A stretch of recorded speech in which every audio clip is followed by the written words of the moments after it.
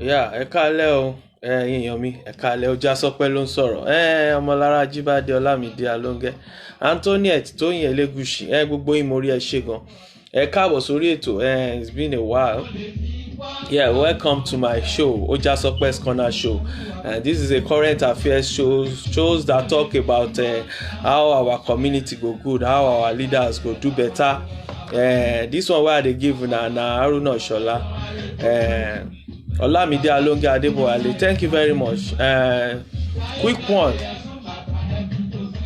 Mo kàn fẹ́ sọ̀rọ̀ lórí ìṣẹ̀lẹ̀ tó ń ṣẹlẹ̀ káàkiri nílùú Nàìjíríà ni. Àdúrà la máa gbà wípé kí Ọlọ́run kí ó bá wa tùbà, kó tu Nàìjíríà, kó tùbà, kó túṣẹ. Nítorí tó bá jẹ́ pé ayé àtijọ́ ni, tó bá jáyé ìgbà kan ni, tó bá jáyé ìgbà kan ni àwọn ìṣẹ̀lẹ̀ báyìí ṣẹlẹ̀ nílùú kan. Nínú Bíbélì nílùú kan láyé ìgbà kan tó bá jáyé àtijọ́ ni nírú àwọn ìṣẹ̀lẹ̀ báyìí ṣẹlẹ̀. Ìṣẹ̀lẹ̀ tó ń ṣẹlẹ̀ káàkiri, kí lẹ̀yin rí sí? Ó ti ń pọ̀ jù. A ṣẹ̀ ti ń sọ tipẹ́tipẹ́, gbogbo nǹkan tá à ń sọ náà ni pé precaution, ká wà proactive. Let Nigerian government be proactive. Let everybody be proactive. Let us have a solution to what is going on in our country. It's getting bad, it's getting worse every time. And people are, because this is a democracy setting, we are in a democratic world in Nigeria now. Because of that, àwọn èèyàn ò sọ̀rọ̀, because of what they are expecting, because what they are going to eat, because it's their own government. Some people see nothing bad in what has been happening in Nigeria. Àwọn èèyàn wọn ò rí nǹkan kan sí gbogbo ìṣẹ̀lẹ̀ tó ń ṣẹlẹ̀ ní Nigeria. Bí àwọn kan ṣe pè mí tán ṣe rí spiritually, àwọn kan ò rí bẹ́ẹ̀. Nǹkan tó prompt mi kí n wálé ni pé a láti gbàdúrà fún Nàìjíríà dáadáa, a dẹ̀ láti gbàdúrà fúnlẹ̀ Yorùbá, nítorí èèyàn kan pè mí, ẹni tọ́lọ́run fún lágbára tó jẹ́ bí áńgẹ́lì. Ó pè mí, ó ní àwọn wà ní ojúran, àwọn dẹ̀ rí pé nílẹ̀ àwọn ará òun yẹn, ìyẹn àwọn ará ilẹ̀ òkè ọya lọ́hùn pẹ̀lú àwọn èèyàn wa, wọ́n fẹ́ wọ́n yìnbọn ẹ̀tù sí wa. Ṣùgbọ́n èèyàn yẹn lọ́lọ́run lò ó dúró báyìí. Ìbọn ẹ̀tù tán yìn kò bá anybody nílẹ̀ Yorùbá rárá. Ó wá sọ fún mi pé ó dàbí ẹni pé Yorùbá a máa pín sí méjì, àwa Yorùbá fúnra wa a máa pín sí méjì tí a bá ṣọ́ra.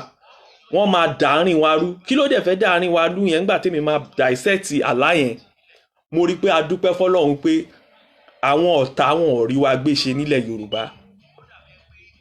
Wọ́n fẹ́ dàárín wa rú lórí àti ẹ̀ ti pín sí méjì báyìí náà, kò ṣe pé a ṣe pín sí méjì. Kí ló dẹ̀ mú wa pín sí méjì? Ọ̀jẹ̀lú, ìjẹkújẹ àti òṣèlú, òun ló mú wa pín sí méjì nílẹ̀ Yorùbá.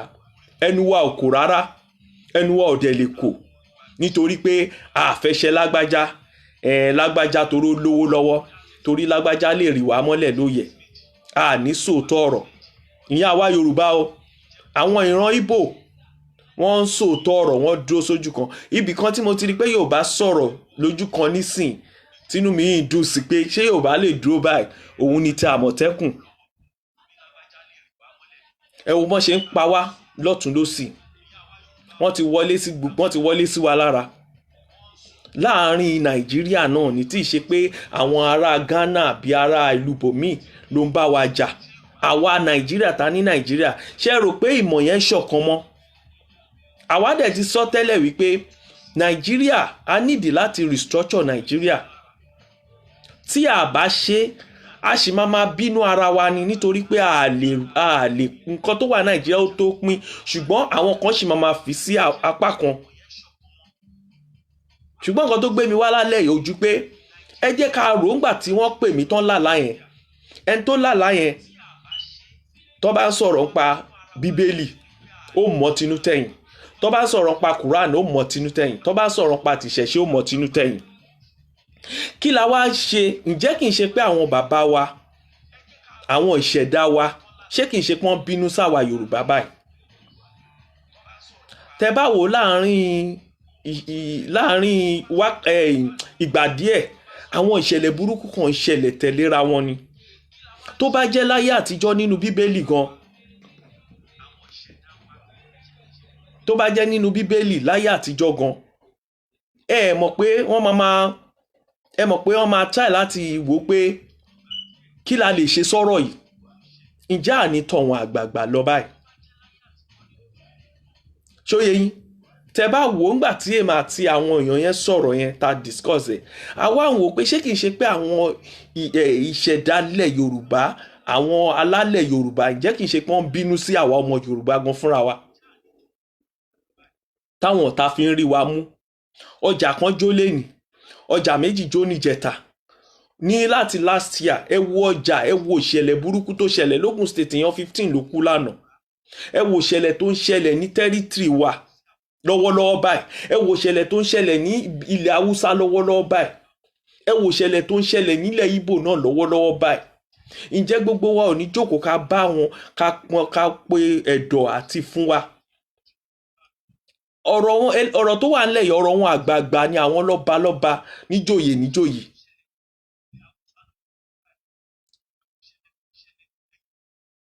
So mo rò pé àwọn àgbàlagbà wa, àwọn bàbá wa, wọ́n láti dìde, wọ́n láti jí gìrì sọ̀rọ̀ yìí. Eléyìí ò ń sọ̀rọ̀ Àmọ̀tẹ́kùn nìkan. Wọ́n láti wádìí nǹkan tó ń ṣẹlẹ̀. Kí ni nǹkan tó ń ṣẹlẹ̀ gangan? Ta ni a ṣẹ̀? Ṣé àfọwọ́fà ni? Àbí a láti consult àwọn òòṣà wa? Nítorí pé àwọn pásítọ̀ wa náà òòṣà náà ló ń bá. Mo sorry o, àwọn pásítọ̀ kan òòṣà náà ló ń bá. Òòṣà náà ti ń gbàgbára lọ́wọ́ ẹ̀. Àwọn ìmáàmù kan wọ́n ti ẹ̀ pọ̀, òòṣà náà ló ń gbàgbára lọ́wọ́ ẹ̀. Àwọn òòṣà yìí tẹ́ bá ti wá gbàgbára tán, ẹ ní káwọn èèyàn wá má débẹ̀. Àwọn ọba gan wọ́n tún ń sá fún òrìṣà, àwọn ọba míì wọ́n ń sá fún òrìṣà. Wọn ò ṣe ohun tó yẹ kán ṣe sílẹ̀ mọ́. Àwọn nǹkan tó ń fa wàhálà nílẹ̀ Yorùbá báyìí nìyẹn.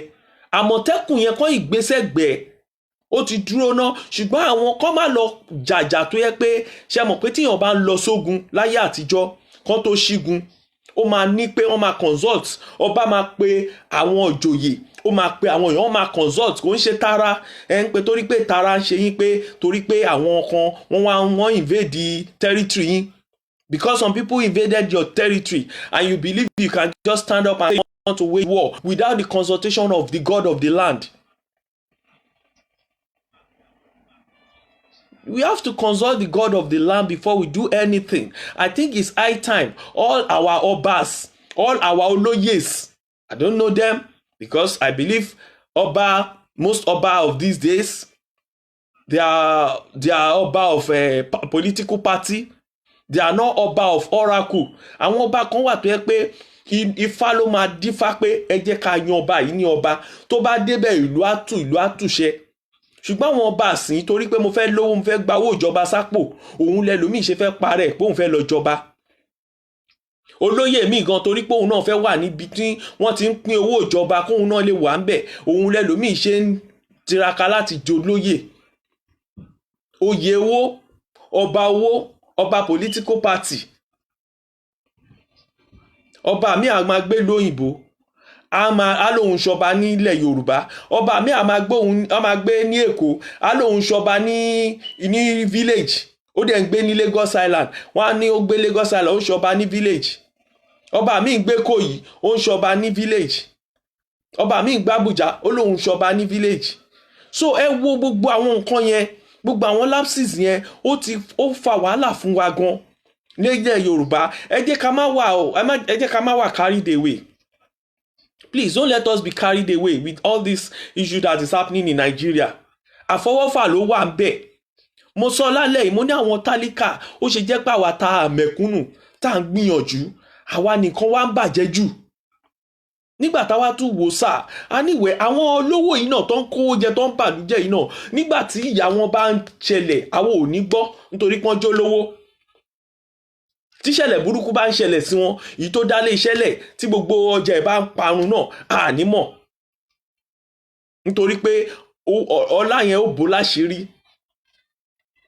Ẹ wo orú ọjà tó jó lè nísìn, ọjà tó jó ń jẹta, àìmọye àwọn tó ń kú tó ń slum nítorí pé ọjà wọn jó, kò sí solution, kò sẹ́ni tó máa help wọn, kò sí insurance, kò sí nǹkan kan. Àbẹ́ mọ̀ pé dìmọ̀ tọ́jà yẹn ń jó, tó bá jáyé àtijọ́ ni àwọn èèyàn sọ pé kí ló fà á tí aburú ń ṣẹlẹ̀ nílùú, ẹ jẹ́ ká jókòó, kí ló fà á? Ǹjẹ́ àwọn ọmọ Yorùbá tiẹ̀ wò pé kí ló fà á? Mo gbé bà fún onírìṣà, ìyẹn ọba ti ìlú Ifẹ̀, fún ìṣẹ̀báyé wọn. Mo gbé fún Ààrẹ Ọ̀nà Kakanfò, wọ́n ṣe gudugudu méje. Ṣùgbọ́n mo tún gbé bà fún àwọn ti ìlú Ìkòròdú náà, ìlú Ìkòròdú. Even gan wọ́n tún sọ fún mi pé àwọn ti Ìlàjẹ náà lọ́nà Badagry, wọn ò fi ìṣẹ̀ṣe wọn ṣe, wọn ò fi bọ́n, wọn ò filẹ̀. Nǹkan tí máa kàn sọ fún àwọn ọba lọ́ba, gbogbo àwọn onírìṣà yìí, gbogbo wọn, kí gbogbo wọn pera wọn jọ pátápátá. Gbogbo nǹkan tó ní kálukú bá ń bọ, ṣe rí express kan tí ń pààyàn yẹn, tó bá jẹ́ pé wọ́n fẹ́ lo agbára wa síbẹ̀ ni, wọn ò ní láti gbébọn, wọ́n máa mú wọn mọ́lẹ̀ ni. Ibi tágbára wà, ẹ̀yin tó yẹ pé ẹ lè múyàn nílùú òyìnbó kẹfà wálé, ẹ̀yin tẹ́lẹ̀ yàwé tẹ́lẹ̀ ìràyàn níwèrè nílùú òyìnbó kẹfà wálé, ẹ̀yin tẹ́lẹ̀ pààyàn láti ibi tẹ́ wà, tẹ́lẹ̀ pààyàn nílùú òyìnbó, ẹ̀yin tẹ́lẹ̀ pààyàn ní Dubai, ẹ̀yin tẹ́lẹ̀ pààyàn l'Abuja tẹ́ máa wà l'Èkó. Ẹ jókòó, wáì tí gbogbo yín ò lè jókòó kẹ́ consult òrìṣà wa. Ọbàtálá wà ń bẹ̀, Ògún wà ń bẹ̀, Iyemọja wà ń bẹ̀, Ọ̀ṣun wà ń bẹ̀. Gbogbo àwọn òrìṣà oríṣiríṣiríṣiríṣi. Ẹ wo ajé náà wà ń bẹ̀. Ṣé kìí ṣe pé ẹ ṣe ajé l'Èkó? Ṣé kìí ṣe pé a ṣe ajé ní Nàìjíríà? Tẹ́ bá ti kọjú ìjà sájé, nígbà tó yẹ pé àwọn ìjọba wo ò mọ̀ kankan ju pé kán destroy nǹkan tiwọn, ẹ mọ̀ pé ẹ ń kọjú ìjà sájé ni.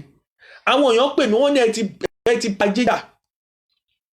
Tó bá lòun ṣèjọba, tí ìjọba ẹ bí irú àwọn Jákàndé àtAwólọ́wọ̀, tí ìjọba ẹ ò ní nǹkan tó dá kọ́lẹ̀, àwọn ìran ẹ yóò máa wà nú Bible, ó máa wà nú ìwé. O lè, tó o bá ti ní nǹkan kan tó ṣe, kò sí rẹ́kọ̀dù pé nǹkan báyìí ló ṣe Nàìjíríà tó dá fáwọn èèyàn. O ò fún wọn ní free education rí. Ẹ sọ gọ́ọ̀mẹ̀ntì lẹ́yìn ìgbà táwọn Awólọ́wọ̀ tí kò ń bẹ, ẹ sọjọba tó wà transparent ní pé táàsì táwọn èèyàn ló fi ń ṣiṣẹ́ fún àwọn èèyàn. Ẹ sọjọba tó fún wa níná, ẹ sọjọba tó fún wa lómi, ẹ sọjọba tó fún wa ní hospital tó dáa, ẹ sọjọba tó fún wa ní àlàáfíà, ẹ sọjọba tí ò dùnnú mọ́ wa. Ṣùgbọ́n tí ìyà bá dé, tí ìdájọ́ bá dé, àwọn èèyàn máa jìyà Nàìjíríà. Ṣé wá rí àwa mẹ̀kúnnù fúnra wa, aláti súnmọ́ Ọlọ́run báyìí, aláti súnmọ́ Ẹlẹ́dàá wa. Ṣé rí bọ́n ṣe ń jìyà? Ẹ wo bí ìṣẹ́ ṣe ń pọ̀ sí. Ojoojúmọ́ ní ìṣẹ́ ń pọ̀ sí. Ṣé rí báwọn èèyàn ṣe ń kú Nàìjíríà, ìṣẹ́ ń pọ̀ sí. Bí ọjà ṣe ń jó Nàìjíríà, ìṣẹ́ ń pọ̀ sí. Bí àwọn ọlọ́ṣà olóṣèlú bọ́n ṣe ń kówó jẹ, ìṣẹ́ ń pọ̀ sí. Nítorí pé kí ni? Tẹ́ bá sọ pé ìṣẹ́ ní Nàìjíríà, pé ìṣẹ́ ti wọ̀ wá lẹ́wù, àwa ni ìṣẹ́ ẹ̀ pọ̀ jù báyìí. Tí ò bá jẹ́ pé ọlá Ọlọ́run orí ọ̀fẹ́ kan tá a rí gbà Nàìjíríà ṣé bá ti ń jẹra wá sí ṣé báwọn kan náà lọ bì kan náà lọ jẹ èèyàn kan ló fèèyàn ṣe pepper soup ṣérú ẹ̀ ń ṣẹlẹ̀ rí ẹ rí pé àti wá họ́ bó báyìí ní Nàìjíríà àdẹ̀ tí mọ̀ ẹlòmíà máa kọ̀ọ̀kan sórí íńtánẹ́ẹ̀tì frustration ni because wọn ò rí nǹkan gidi kọ mọ́ instead kẹ́ gbàjọba nímọ̀ràn kẹ́ sọ òtítọ́ ọ̀rọ̀ ẹ fi wọ́n lẹ̀ ẹ ṣáàjẹ́ kan máa ṣe tẹ́bákú sọ́ọ̀sì wọn máa lé yín kiri wọn máa pa yín àwọn tó ń lé ẹ wò wọn 15 ló kú lórí express lánàá wọn ò máa lé àwọn driver ṣáta bọ̀bẹ́ eléré yẹn kò máa sẹ́ni tó lè ó máa lọ ṣe eré ẹ̀jẹ̀jẹ̀ ó máa bọ̀ lẹ̀ pé kò ń lọ sùn ni ìwọ tó ń lé nìyẹn o tó tiẹ̀ mọ̀ pé nǹkan kan ń ṣẹlẹ̀ rárá so ẹlòmíì ọlọ́mọ ẹ̀kẹ́ adọ́run ká tó mú tọ́ ẹlòmíì àwa wà bójì bá máa nígbà tí àwọn kan dẹ̀ ń sọ̀rọ̀ ó yẹ káwọn náà dẹ̀ bá wọn sọ ó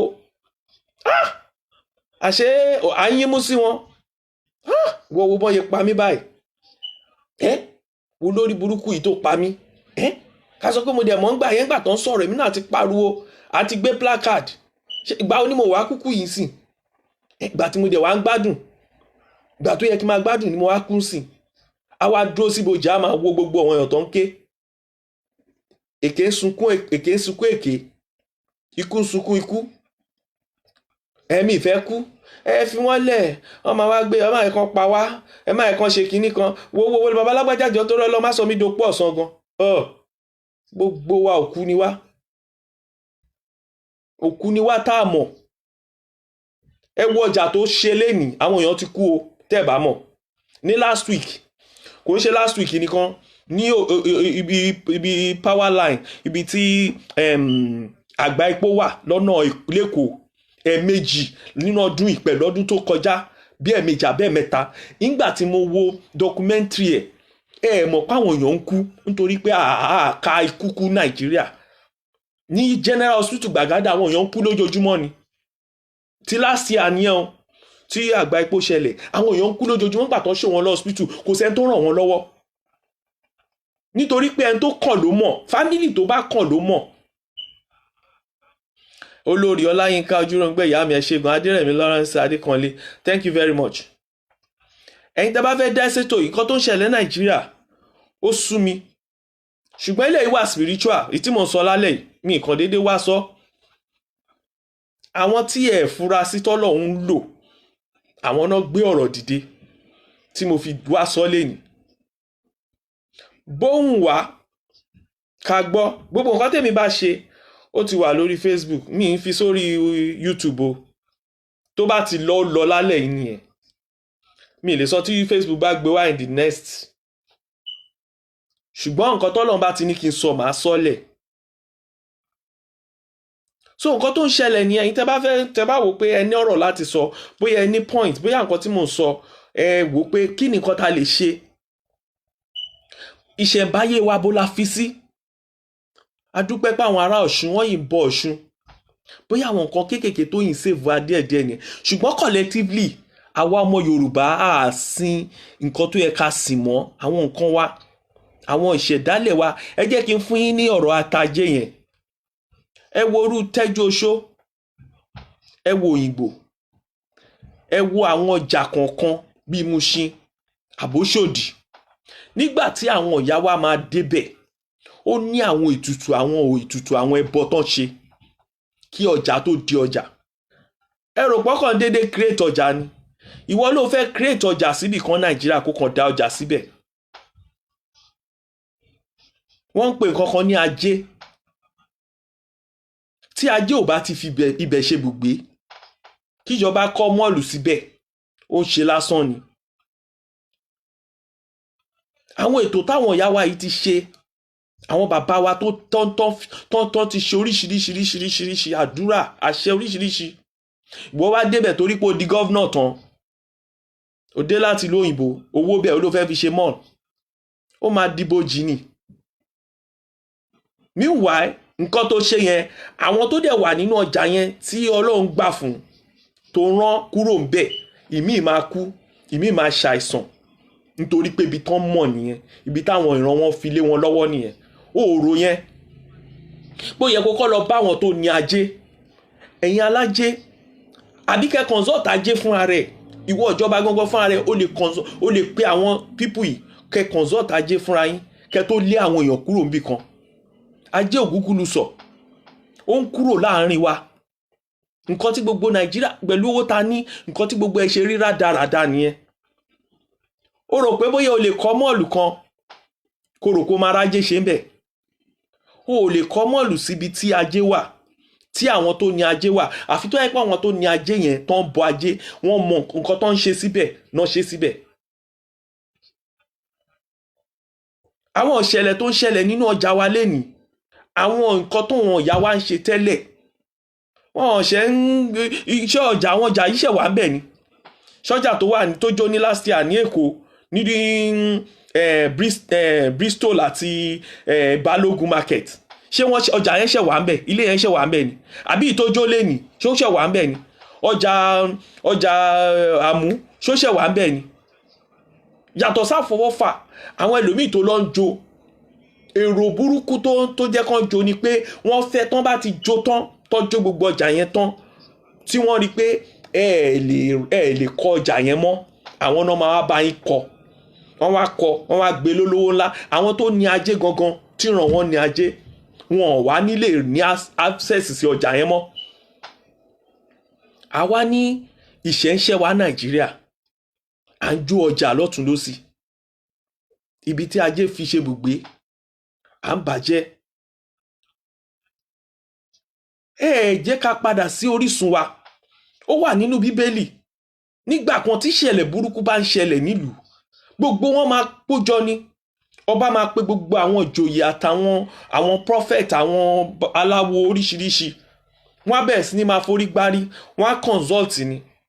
ẹni tó máa fi jọba gan láyé àtijọ́ wọn déédéé fi hàn jọba láì jẹ́ pé wọ́n consult pé ta ni ọba tọ́ sí, ta ló máa jọba tí ìlú máa tù tó máa túṣẹ́.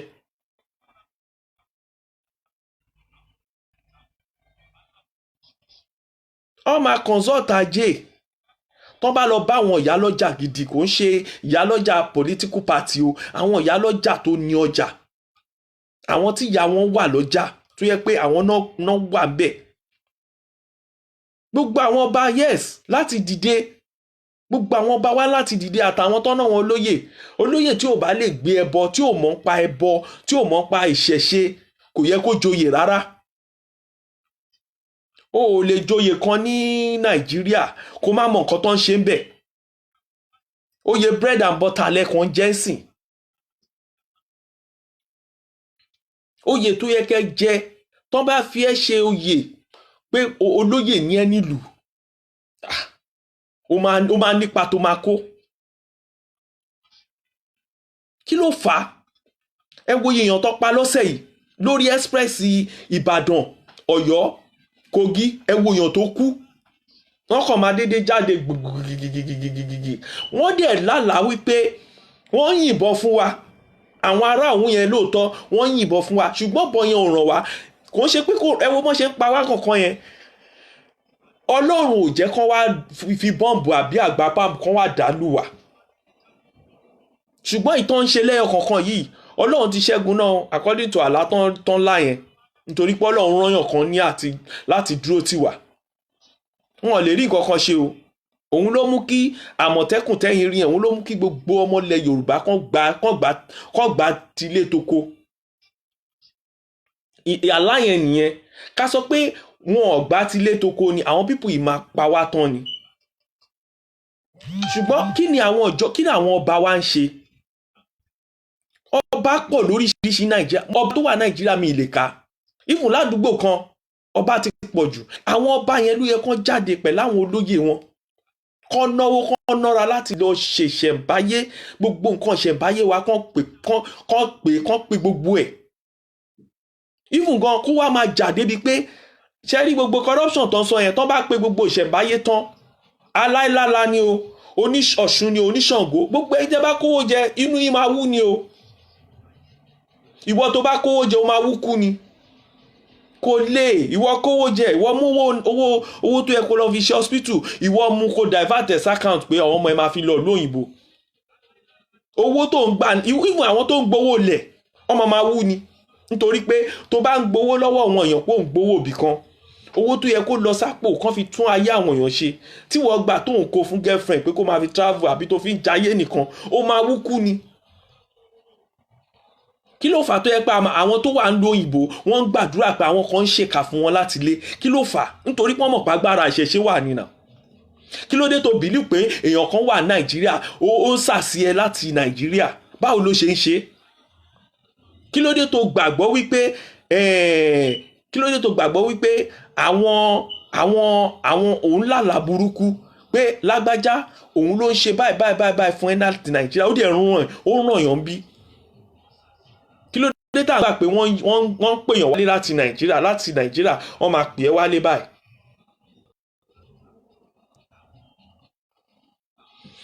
Ẹ má bínú máa mi tí rí fídíò yẹn mọ́, wàá mọ̀ bóyá èyí tí mo ti rí ni mi ìrántí mọ́. Kí Ọlọ́run kó gbà wá. Ṣọlá Michael.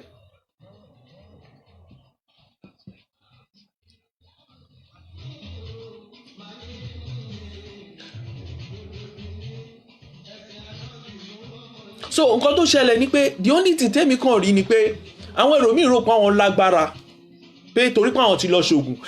Eléyìí ò ń ṣe pé ṣògùn ó ṣe má darí kan là ń sọ yìí. Kò sí nǹkan tó ń jẹ́ má darí kan o. Tọ́lọ̀ bá máa mú, tó bá ṣe bí, tó bá lọ ṣe má darí kan, tọ́lọ̀ bá máa mú ẹ, ibi tọ́lọ̀ máa ti mú ẹ gan wọ ò ní mọ̀. Tó bá ṣe má darí kan láti máa fìyà já àwọn èèyàn, tó bá rò pé kò sẹ́ni tó lè mú ẹ, tí adé ń já àwọn èèyàn, ó ń tán rẹ ni o. Ṣùgbọ́n nǹkan tí mò ń sọ ni pé kò ń ṣerú àwọn oògùn bẹ́ẹ̀ yẹn táwọn kan ṣe tó fi ń chìtìyàn, tó fi ń gbalẹ̀ onílẹ̀. À ń sọ nǹkan tó yẹ pé ìṣẹ̀dálẹ̀ wa, tó yẹ pé nǹkan tí àwọn ẹlẹ́dàá, àwọn tó dá, tó di nígbà tí àwọn bàbá wa níjọ́ kìíní àná tó fi ń survive, tí ò sí problem, tí ò sájálù, tí ìlú ń túbà tó ń túṣẹ, àwọn nǹkan wo náà ń ṣe tọ́jà ò kì í jó tẹ́lẹ̀tẹ́lẹ̀. Kò ṣe pé pẹtrólù wọn ṣe ń lo pẹtrólù náà, tó ti ń lo pẹtrólù lọ́jà ń sìn, ó ti ń lọ bí 20 years. Why tó fi wá persistence sí, why tó yẹ pé killing ní fi wá di ikú sí kò tẹ̀ jẹ́ nǹkan kan mọ́. Tó bá ṣí Facebook Nàìjíríà báyìí, kò ṣe pé àwọn ìlú bíi London wọn náà máa ń para wọn o lè sọ pé a lè gbọ́ pé èèyàn kan ó gúnyàn kan lé ní èèyàn kan ní o, but Nàìjíríà kò ṣe kà. Bọ́ ṣe ń pa lọ́tún náà ń pa lọ́sì, bọ́ ṣe ń pa kúkúrú náà ń pa kúkúrú, náà ń pa gíga náà ń pa gígùn. Kò yẹ kó rí bẹ́ẹ̀ náà. Ó yẹ káwọn bàbá wa náà dìde sí ọ̀rọ̀ yìí. Eléyìí ń sọ̀rọ̀ Àmọ̀tẹ́kùn, ṣé mo pa Àmọ̀tẹ́kùn ìyẹn wà fún pé security pé kọ́ tiẹ̀. Even Àmọ̀tẹ́kùn náà sì àwọn nǹkan tó máa fi bá àwọn wèrè yìí jà, wọn ò jẹ́ kán wọn tí fún wọn lágbára. Lóòótọ́ agbára ìṣẹ̀dá wà torí pé àwọn ọlọ́dẹ yẹn tó wà ní Nàìjíríà, àwọn ọlọ́dẹ yẹn sọ pé àwọn ní agbára. Mo gbàgbọ́ pọ́n lágbára. So orú agbára yẹn tí agbára ìṣẹ̀, okay, kí la fẹ́ gbà tàmọ̀tẹ́kùn? Ṣé bí torí pé àwọn ọdẹ wà ń bẹ̀, àwọn OPC wà ń bẹ̀, àwọn nǹkan ìbílẹ̀ wa náà máa lò lẹ́ṣẹ̀. Ṣé wọ́n ra machine gun fún wọn ni? Ra machine gun fún wọn. But kí nìdí tẹ́ fi gbọ́kànlé Àmọ̀tẹ́kùn pé ó máa work? Cynthia, how are you? Yes, what I'm just talking about is why is it that things is going wrong in Nigeria? It's not only in the southwest, in the south, in the southeast. There are a lot of bad things that are happening. It's collectively, it's not a bad thing that is happening to individual. It's happening to community. Like, a whole community can be wiped off.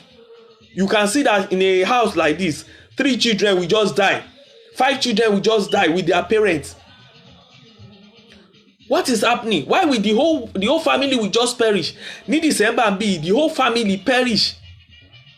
It's not only December. Mo kàn rí ni pé wàá kàn rí pé wọ́n ń ṣèyàn mẹ́ta mẹ́rin tó jẹ́ family, the same family. What is happening? Why don't we search what is happening within our life, within our community? And then gbogbo àwọn pastor tẹ́yìn sọ yìí, most of the pastors they are doing voodoo. Wọ́n lògùn, wọ́n lọ ń ṣe àwọn ìṣẹ̀ṣe yìí náà fi ń gbàgbára. Even most of àwọn àfáà náà ìṣẹ̀ṣe yìí náà ṣe náà ń lò underground. Kò ń ṣe báwa náà witness, inú ìṣẹ̀ṣe làwa náà ti jáde, gbogbo ẹ̀ la mọ̀ nǹkan tó ń ṣe. Query wọn, tán bá ti ń lò dáadáa, ṣùgbọ́n kọ́ máa lò láti fi máa pààyàn láti máa ní wọn lọ ń gé ọwọ́ èèyàn kan. Gbogbo táwọn àfáà yẹn ń ṣe àwọn babaláwo, àwọn pásítọ̀ tán èké tán ń ṣe é sí àti babaláwo tọ́nà ń lo ọwọ́ èèyàn, ikú ìgbẹ̀yìn wọn ò ní da. Nítorí pé nǹkan rántí pé nǹkan nínú Old Testament nígbà tí Ọlọ́run fi ọmọ dán Abraham wò pé kó lọ pọ̀ ọmọ ẹ̀, Ọlọ́run sọ pé Ọlọ́run mọ̀ọ́mọ̀ nítorí pé Ọlọ́run fún ara ẹ̀ kò lè pa ẹni tó dá, kò ní ṣiṣẹ́. Ọlọ́run kan fi test òun lọ́lọ́run fi wá lo ẹran, ẹ̀ẹ̀rẹ̀ran bẹ̀, ẹ̀ẹ̀rágbò bẹ̀, ẹ̀ẹ̀rágùtàn bẹ̀ kẹpa. Àwọn wèrè tó ń pààyàn káàkiri tó ń gíyàn lórí ń sìn, kí náà fi èèyàn yẹn ṣe tí ò bá jẹ́ páyé ti bàjẹ́. Ẹ̀yin babaláwo wa, ẹ̀yin pásítọ̀ wa, ẹ yé lo ẹ̀jẹ̀ èèyàn mọ́. Òun la fi sọ pé ó yẹ káwọn bàbá wa dìde ń sìn, torí pé àwọn tó ń lo ẹ̀jẹ̀ èèyàn gan, ẹ̀jẹ̀ àwọn èèyàn yẹn gan ń bínú. Ẹ̀jẹ̀ èèyàn tá ń talẹ̀ Nàìjíríà ó ń bínú. Ẹlòmíì owó gbóná ló fi kọ́ kíní sáàrin ọjà.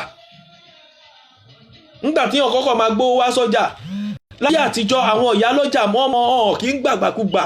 Tó bá jólè, tó bá jáyà kìlà, tó bá jẹ́ jìbìtì, bó jẹ́ politician ẹ tó kówó jẹ tó wá kó sáàrin ọjà, wọn ò ní gbà ẹ́ láyè láti wá oppress wọn. Wọn ń jẹjẹkújẹ láyé àtijọ́. Ṣùgbọ́n nísìnyí èèyàn kan á gbówó wá kàn lọ kọ́ mọ́ọ̀lù kan sáàrin ọjà, tó bá yá owó gbóná ni ìyá wa lana, ẹ wá lọ́jà ń jó, ẹ lọ́jà ń jó, ẹ ní gbogbo ẹ̀ ń jó. Àwọn nǹkan gbóná, owó gbóná, òun lẹ̀ ń ná. Àmọ́ kí bàbá mi Saheed Ọlámilékan Ibrahim, ẹ kú ọdún èní, ẹ kú ọdún ìwúre léni, ọdún àyàbò, ẹ pẹ́ fún wa bàbá mi lórílẹ̀, a máa ju yín ṣe. Irú àwọn bàbá wa Saheed, ẹ wo àwọn tó jẹ́ pé ọba Yorùbá ní Island ni wọ́n ń ṣọba lásán o. Gbogbo ẹ̀yin tẹ́ bá ń rò pé bóyá torí pọ́n jọba Island, no, ọba Yorùbá gidi ni wọ́n ò jìnnà sáwọn àgbààgbà ọba. Kò sí gbogbo ìṣẹ̀ṣe wa náà ń lọ ṣe. Mo tiẹ̀ máa ń yìn wọ́n pé bóná ti ń rówó tó ń ná. Mo tiẹ̀ máa béèrè lọ́wọ́ bàbá Saheed Ọlámilékan, tẹ́ bá lè pè, torí Nàìjíríà lẹ́wà, tẹ́ bá lè pè wọlé ẹ bá mi pè. Mo fẹ́ béèrè torí pé ọba ni mo kàn fẹ́ béèrè àwọn question bíi méjì kan lọ́wọ́ yín. Mo dẹ̀ kí n kú oríire ní.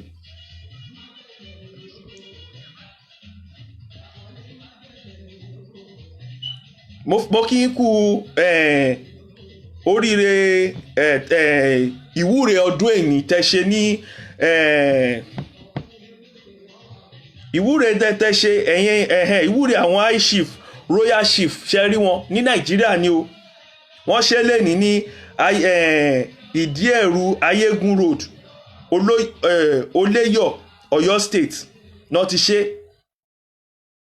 That's the lábẹ́ àṣẹ àwọn White Saka Fellowship Worldwide, awo ìmùlẹ̀ funfun àgbáyé. Bàbá wa kábíyèsí, ẹ bá wa, mo rí pé ẹ súnmọ́ àwọn ọba ní gbèje gan, ẹ súnmọ́ ọba gan nílẹ̀ Yorùbá gidi gan. Mo rí gbogbo àwọn ọba aládé, àti tó lówó jù náà wọn ọba ẹ súnmọ́, àti tí ò lówó náà ọba ẹ súnmọ́. Ó dẹ̀ ti fi wọn pé ó lówó lẹ́yìn náà, torí tẹ́lẹ̀ máa wà láàárín àwọn lọ́balọ́ba aládé ní Nàìjíríà. Ẹ bá wa sọ fún àwọn ọba wa kí ló ń ṣẹlẹ̀, kó padà lọ ṣe ìṣẹ̀ṣe wa. Kò ń ṣọba kankan, gbogbo ọba ilẹ̀ Yorùbá kó padà lọ ṣe nǹkan tó ní kálukú bá ń bọ kán lọ bẹ́ẹ̀. Láyé àtijọ́ o ò lè mú owó gbóná kó fi rí nǹkan sọ́jà, àwọn ọlọ́jà ò ní gbà, wọ́n á mọ̀ pé owó gbó ló gbé wáyé. Ṣùgbọ́n láyé ìsìn àwọn èèyàn á mú owó gbóná, owó ẹ̀jẹ̀, wọ́n á lọ fi kọ́ nǹkan sọ́jà, ọjà á máa laná. Ẹni tó lálàá tó pè mí, ó ní wọ́n yin ẹtù sí àwọn ọmọ Yorùbá, àwọn Haúsá, ìran Haúsá. Mi mọ̀ bóyá àwọn Haúsá ti wá ní o, bóyá àwọn tó dẹ̀ wá láti tọ́nà wá láti ìlú kan ní o, bóyá wọn ń ṣe, because mo wà sọ pé àwọn tí ó wà ní Nàìjíríà tó jọmọ Nàìjíríà tó jẹ́ Haúsá, wọn ò lè fẹ́ yìnbọn pa wá. Bóyá àwọn tó ń sọ pé wọ́n kó wá láti ibì kan, wọ́n náà yìnbọn fún wa. Ṣùgbọ́n nípa àṣẹ Ọlọ́run, obìnrin tọ́lọ́run lò, àmọ́ bóyá obìnrin yẹn bẹ́mi ṣe máa ń wò, àwọn obìnrin alágbára kan tó wà Nàìjíríà bí Ọ̀ṣun, bí Yemọja, àwọn áńgẹ́lì tí Ọlọ́run rán wá láti dáàbò bá wa Yorùbá, wọ́n ló dáàbò bò wá. wọ́n ní ìbọn yẹn ò rán anybody ò kú. wọ́n dẹ̀ ní kí gbogbo àwọn Yorùbá wà calm. ẹni tá a dẹ̀ ń sọ yìí ó mọ kéwú, ó mọ bíbélì, ó dẹ̀ tún ṣèṣẹ̀ṣe. mẹ́tẹ̀ẹ̀ta ló mọ̀, mẹ́tẹ̀ẹ̀ta lọ́lọ́run fún lẹ́bùn ẹ̀ tí òun go mọ bó ṣe rí. kò gbé Nàìjíríà ṣùgbọ́n ó dẹ̀ ń rí àwọn ìran oríṣiríṣi sí Nàìjíríà. so nǹkan tèmi kàn rí nìyẹn. mi ò ní pẹ́, iṣẹ́ tọ́lọ́run rán mi nìyẹn. táìmù tọ́lọ́run bá dẹ̀ ti rán mi tí bá ti jẹ, tó bá ti wọ Facebook ó lọ nìyẹn, Facebook gbé lọ nìyẹn. ẹni tó bá rí kó rí, ẹni tó bá lè share kó share. ṣùgbọ́n gbogbo nǹkan tí n bá sọ, tí n bá tún sọ, àtúnwí asán ni. gbogbo ìṣẹ̀lẹ̀ tó ń ṣẹlẹ̀ lénìí láti sọ kó má bàa ṣẹlẹ̀.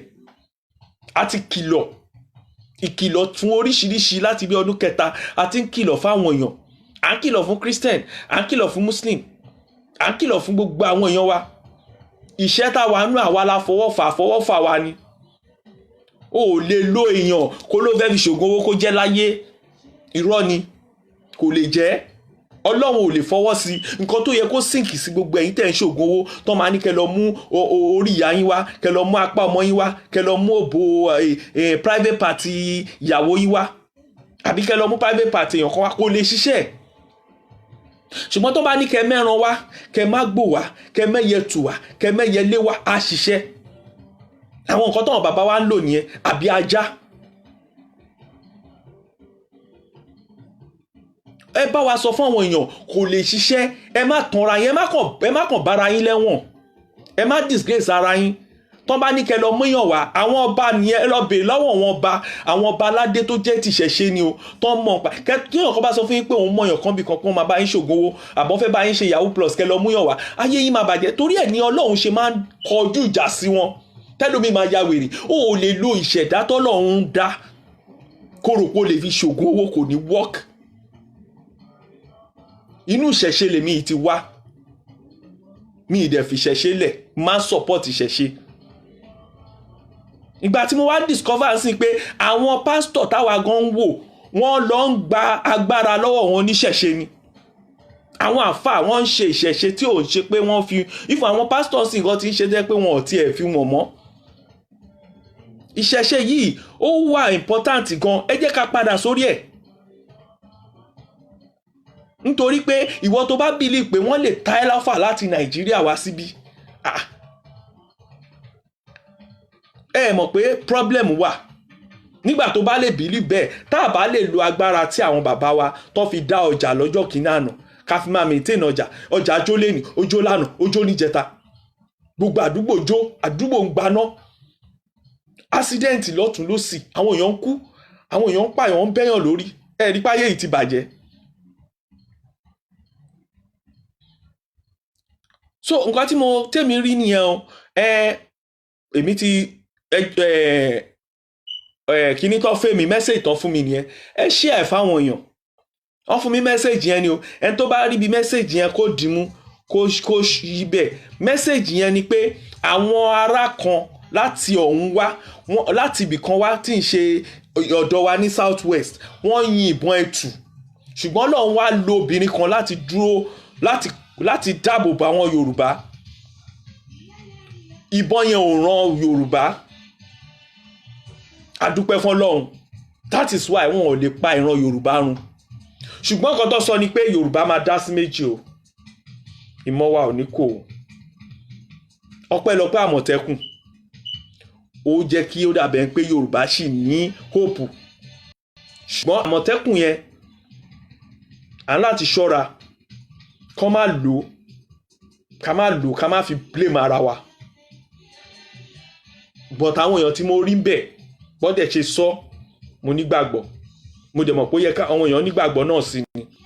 mo dẹ̀ bẹ̀ gbogbo ẹ̀yin ládé aládé, ẹ̀yin oníjòyè, ẹ̀yin tẹ́ dá Àmọ̀tẹ́kùn lẹ̀, ẹ jẹ́ ká Àmọ̀tẹ́kùn wà fún nǹkan tẹ́ fẹ́. ẹ má fi ṣojú ṣáájú rárá. ẹ má fi ṣe politics o. 23 ló ń bọ̀, ìtẹ́ bá ti fi ṣe politics, ẹ ti dalẹ̀ Yorùbá rú nìyẹn. ẹ̀yin lẹ dàrú. tẹ́ ẹ bá dẹ̀ fẹ́ kílẹ̀ Yorùbá dàrú, Àmọ̀tẹ́kùn tẹ́ dálẹ̀ yẹn tètè sọ fáwọn èèyàn pé kọ́ má fọwọ́ kan Àmọ̀tẹ́kùn yẹn o, kọ́ má lò fún politics ara. tọ́ bá ti lò fún politics, wọ́n da nǹkan rú nìyẹn. ṣé mọ̀ pé ìgbà tó ń lo politics fún OPC nígbà yẹn òun l'OPC fi dá sí méjì mẹ́ta tí wọ́n fi lẹ́nu lẹ́nìí ọpẹ́lọpẹ́ pé Gani Adams ó jẹ́ ẹni tó strong ni tí ò bá strong díẹ̀ ẹ rí i pé gbogbo ẹ̀ ní gbúrò wọn mọ́ bá Àmọ̀tẹ́kùn yìí náà ṣe ń lọ nìyẹn o tẹ̀ dálẹ̀ yìí Ọlọ́run á ràn wá lọ́wọ́ o èmi ó já sọ pé nǹkan tọ́lọ́run ní sọ fún yín mo ti sọ fún yín ẹ̀yin ọmọ Yorùbá ẹ̀yin ọmọ Ìgbò ń dìbò make una go check o wetin dey happen why una market dey burn every time there must be problem somewhere you understand make una go check una sef even part of the building wey burn today I know say na Igbo get am so likewise Hausa make una go check una sef why dem dey cut una sef head wetin dey happen those things wey no dey happen before why there must be problem within our tradition we have to go back to it and check what is happening to our tradition who have we which of the God have we offended ṣé ńgbà tó yẹ ká tapo sí èṣù lórí a tapo sí mọ́ ni ṣé ńgbà tó yẹ ká fún Ọ̀ṣun lómi a fún mọ́ ni ṣébi tó yẹ ká ti tọ́jú Ọbàtálá a tọ́jú ẹ̀ mọ́ ẹ wo Ṣàngó ẹlẹ́ẹ̀níná ẹ lè níná ẹ̀yin ẹ lọ bọ Ṣàngó kẹ́ fi Ṣàngó bú fún gbogbo àwọn tó wà nídìí iná Ṣàngó lọ́kọ̀ọ́yà òun ló níná Olúkòso ti gbàgbé pé Nàìjíríà ní Ṣàngó ti wáyé Ṣàngó yẹn náà ń bọ nílùú yìí náà ń bọ Brazil náà ń bọ káàkiri tán fi níná ǹjẹ́ yìí bọ Ṣàngó mọ́ Ọlọ́run á ràn wá lọ́wọ́ o Àmọ̀tẹ́kùn will not separate mo níbẹ̀rù pé Àmọ̀tẹ́kùn máa separate Nàìjíríà 23 tẹ́ ẹ̀ bá wà very careful ojú wọn dúdú ni bàbá mi ojú wọn á là láìpẹ́ ojú wọn á là nígbà tíṣẹ́ yìí bá pọ̀ mọyì àwọn tíṣẹ́ bá lé nísìn nítorí ọjà tó jó yẹn ìṣá àtàìsàn ni ẹlòmíì ti collapse ajé o omi owó wọgbó Ọlọ́run á ràn wá lọ́wọ́ gbogbo àwọn tí ọjà wọn jó Ọlọ́run á bá wa bò òróró ìtùnú sí wọn lára ajé á di o ajé á wá wọn rí o gbogbo àwọn tí irú àná náà oríṣiríṣi mọ́tò náà gbára wọn bóyá ẹlòmíì ìyàwó ra mọ́tò ni ẹlòmíì máa wọ gbèsè ajé á di o àwọn téèyàn wọn náà ṣaláìsí níbi táǹkà ni níbi àgbá epo ni níbi accident ni níbi kápáyàn ni ìwọ Ọlọ́run ìwọ lọba tó rínú ròde o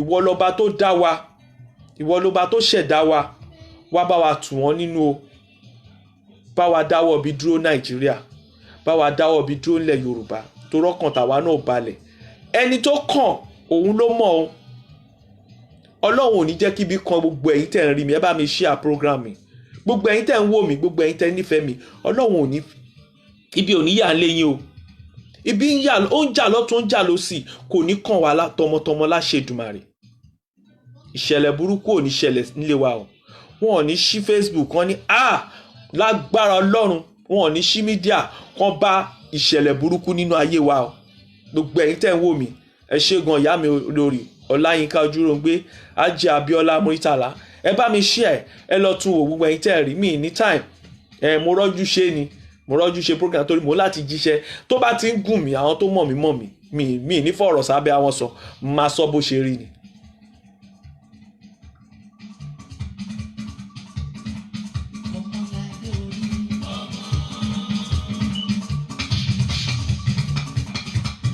Amúṣe àwọn ti Amẹ́ríkà nìyẹn ẹ jẹ́ ń rí ẹ̀yin wo lẹ wà ń lé ẹ jẹ́ kí n rí yín kí n lè dárúkọ yín o mo fẹ́ dárúkọ ẹ̀yin tẹ́ wà ń lé ní special day lè ní alájà olórí Fúnmiláyọ̀ gift Tóyọ̀sí Betty Odúnúgà ìyá mi God bless you I love you olórí ta ló wà ń lé kábíyèsí mo ti rí yín ìyàwó Elégùṣì mo ti rí yín. There is no health and safety standard. It's not a matter of health and safety standard alone. There have not been health and safety standard in Nigeria for long. What is happening now is outrageous. Olórí health and safety. Mo rò pé nígbà tí ilé kan jó ní ìgbà tí ibì kan jó last time tí gáàsì gbaná níbì kan wọ́n bẹ̀rẹ̀ sí ní ṣe health and safety. but they have to do it. Government láti introduce health and safety, that one is one. And then ẹ̀yin tẹ́ ẹ̀ mú owó gbóná tẹ́ ẹ̀ mú lọ tẹ́ fi lọ ń gba ọjà wọn lọ́jà tẹ́ lọ fi ń kọ̀ǹkan sínú ọjà tẹ́ ń jẹ́ kí ọjà máa laná. Àwọn ọlọ́jà ẹ má sùn para o, ó yẹ kẹ́yìn tẹ́ wà ní ọjà náà kẹ́ lọ wá nǹkan tẹ́ máa ṣe sí ajé, kẹ́ lọ consult ajé. Èmi ò ní sọ ju yẹn lọ, nǹkan tó sọ fún mi nìyẹn.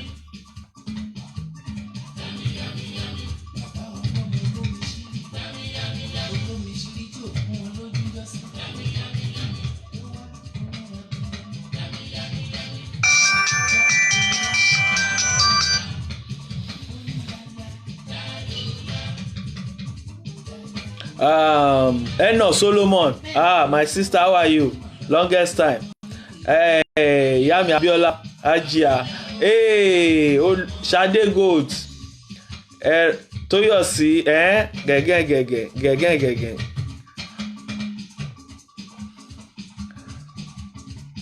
Yeah, ẹ ṣé gan. Amila o nira kò fọmọ. Shade Gold, ẹ ṣé gan, ẹ ṣé o. Ọlọ́run á máa gbàdúrà wa o. Ọlọ́run á máa là wá lójú o. Ojú ẹ̀mí à lè fi ríran Nàìjíríà o. À lè mọ ibi tí gbogbo ogun yìí ti ń wá o. Ọlọ́run á máa táṣìírí àwọn ọ̀tá fún wa o. Láṣẹ Èdùmàrè.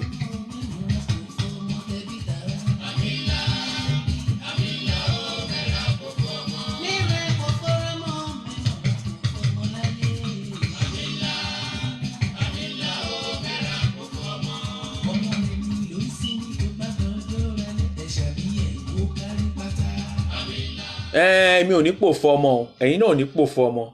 Àwọn òbí wa ọ̀dẹ̀ ní pòfo wa o, láṣẹ Èdùmàrè, lágbára ọlálẹ̀ yìí, lágbára Èdùmàrè, láṣẹ Èdùmàrè, àṣẹ sí ọ̀rọ̀ tí mo sọ. You have said it all. Allah will guide you and protect you. Ẹ ṣé gan ìyá mi. Hamzat Saidat, Alimot ìyá mi, olórúkọ ńlá nìyẹn láti ìlú Amẹ́ríkà. Ẹ ṣé gan ìyá mi, ẹ ṣé gan. Níwọ̀n bá gbà ta ti ríra tipẹ́tipẹ́, wọ́n bá gbà bí mélòó ta ti ríra yìí, inú wa dùn, inú yá dùn kálẹ̀ ìyá mi o. Ní pòfo ọmọ o ìyá mi. Amuse Shade Gold, Tóyọ̀sí Betty, gbogbo wa pápátá tẹ̀ ń wò mí, gbogbo ẹ̀yin olólùfẹ́ mi, ní pòfo ọmọ, ní pòfo ọmọ láṣẹ Èdùmàrè. Wọn ọ̀dẹ̀ ní pòfo àwa náà, àṣẹ ń tèdùmàrè. Ẹ ṣé gan, God bless you. Ẹ bá mi share a ti sọ, wọ́n ti sọ ìyá Hamzat ó dàbọ̀ tí ń wò láti ilẹ̀. Tẹ́ bá wo nǹkan tí mo ti sọ láti ilẹ̀, at least a lè pick a lot of things níbẹ̀. Àwọn ọba wa, àwọn ìjòyè wa, àwọn ọlọ́ba, àwọn ọ̀tọ̀kùlú ìlú, wọ́n á pick a lot of things níbẹ̀. Yeah, what we are trying to talk is about our tradition issue. Yeah. Maybe we need to consult some of our God, in order to better what is happening in Nigeria. It's not about, this one is not about talking. It's about action. What can we do? All our royal father, all our chiefs, all our oracle, they should consult all the oracle of the land. What is happening in the north, in the east, in the south, in the southwest? Let's consult all the oracle. Let's see what is happening. If this kind of things happen in those days, in the early days, that's what they did. And then the God that is in the early days is still around, is still there. We are the ones that are not consulting them. Let's consult them. Don't let us neglect this, our gods, because they are very powerful. Somebody can send juju from West Africa to London and that can control you. You know that this power is there. So if we can do a collective prayer consultation, you understand, I think it will work, and then it will help us. Even those people that are stealing our money, it will still help also for them not to steal. They call something ailala.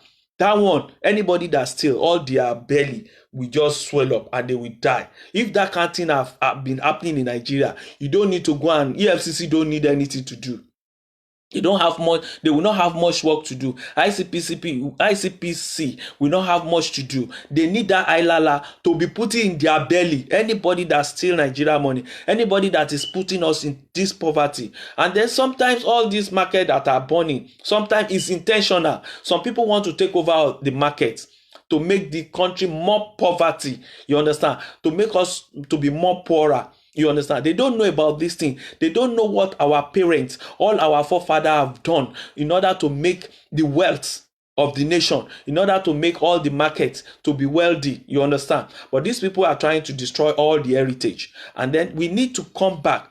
All our heritage, we have to make sure that we hold them back, so that at the end of the day, Nigeria will not be a country that lost all the wealth that it has. So that is me. Ojasope, thank you very much. Mo dúpẹ́ lọ́wọ́ gbogbo yín o, gbogbo ẹ̀yin tẹ́ wò mí. Ẹ bá mi share program mi, ẹ bá mi share káàkiri. Ẹ bá mi download ẹ kẹ́ share.